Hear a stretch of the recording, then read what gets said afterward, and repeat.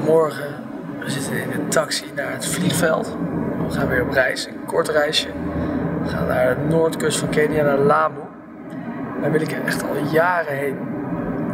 Het stond hoog op mijn lijstje en eindelijk is het zover. De zon, die komt net op. Jambo, jambo bwana, habari gani, nzuri sana, wageni, mwakaribishwa, Kenya yetu, hakuna matata.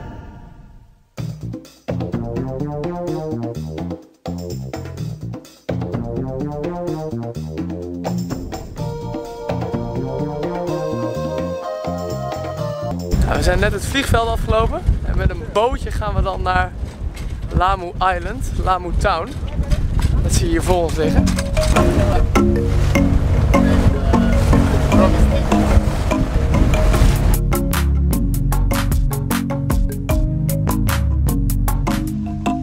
Yeah, welcome in the island. Karibuni sana. Ik ben echt heel erg enthousiast dat we nu eindelijk door...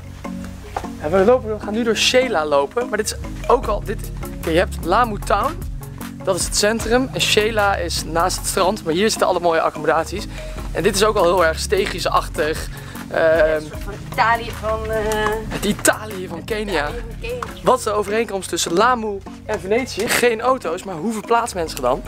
Op de ezel. En daarom hoor je overal ezelsbalken en sta je, als je niet oplet, in de ezelpoep.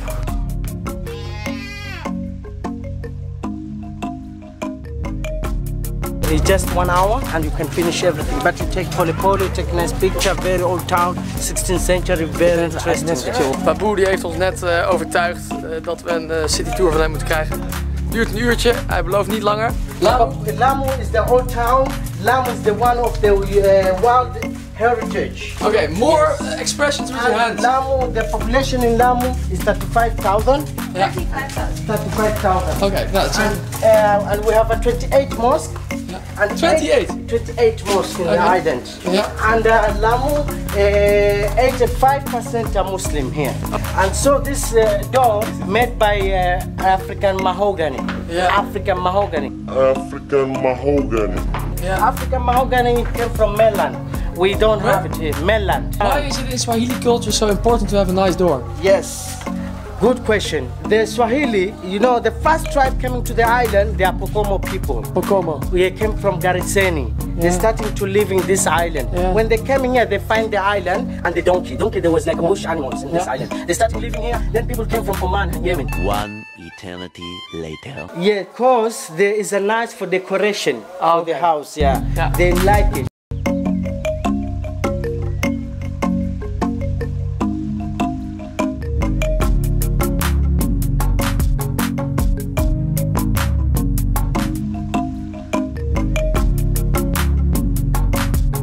This is the coral. This is the old lock. This is decoration. This is a UNESCO. This is the old town. This is a knocking. This is a donkey sanctuary. And this is our traditional wearing. Zo, echt keihard door al die stegens heen gesprint. Heel veel deuren gezien. We varen nu snel terug naar Shela. 5 eurotjes voor een taxi. En dan Gilles, die pikt ons dan op met een zeilboot. En dan doen we een sunset douwsafari met hem. Eigenlijk is dat een beetje je romantische moment van de dag. Maar Gilles heeft hem opgeëist. Maar hij neemt wel bier mee.